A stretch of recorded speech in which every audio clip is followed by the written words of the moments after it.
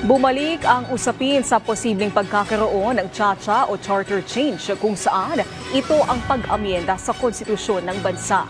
Ayon kay Senate President Vicente Soto III, pag-uusapan nila ito ng Kamara matapos madismaya sa naging kamakailang desisyon ng Korte Suprema sa Articles of Impeachment laban kay Vice President Sara Duterte. Si Luisa Erispe sa sentro ng balita. Kung ang Supreme Court pwedeng galawin ng konstitusyon, abay dapat galawin na namin sapat kami ang empowered to do so.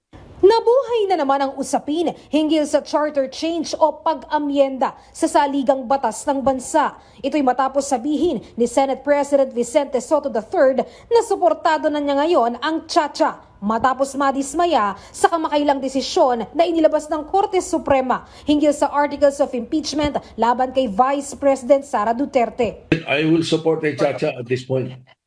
Dati ayoko yan. Pero pagka ganyan, may mag-propose ng Chacha, susuporta na ako ngayon.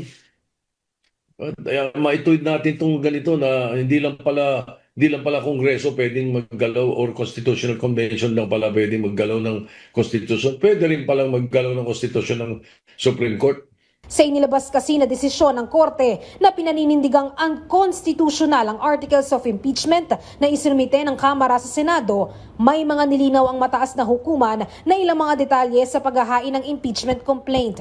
Isa na rito na sakop talaga ng one-year bar rule ang ika-4 na impeachment complaint na isinumite ng Kamara sa Senado. Dahil kahit hindi na ilagay sa order of business ang naunang 3 reklamo, initiated pa rin ang complaint. Nilinaw din ng Korte na kahit ang ginamit ay ang ikalawang mode sa impeachment complaint na pagkuha ng 1/3 ng mga pirma ng mga mambabatas sa Kamara, dapat Articles of Impeachment pa lang may ebidensya na at nabigyan din ng kopya ang lahat ng pumirma. Para kay Senate President Soto, pinahirap lang nito ang proseso ng impeachment at ginawang halos imposible na may mapatalsik sa pwesto. Tila binabago lang nito ang nakalagay sa saligang batas na hindi dapat gawin ng Korte Suprema. Hindi na magagamit eh. Ang hirap na eh. Nung una, di ba, parang tinanggal nila talaga yung option 3. Ngayon na sinasabi, kailangan pirmado lahat at binasa at alam ng mga at nabasa at naintindihan ng mga congressman ang kanilang articles of impeachment.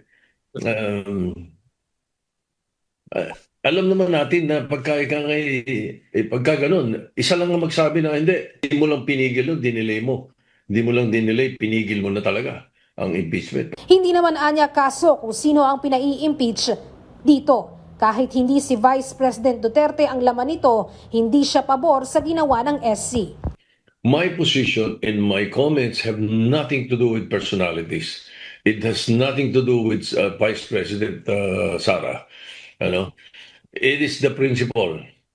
It is the principle of ang legislation ay sa Congress, hindi sa Supreme Court. Gusto natin baguhin ang Constitution, let's use a Constitutional Convention or a Constituent Assembly.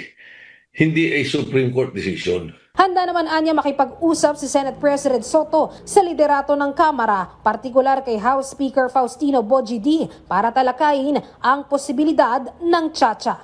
Luisa Erispe para sa Pambansang TV sa Bagong Pilipinas.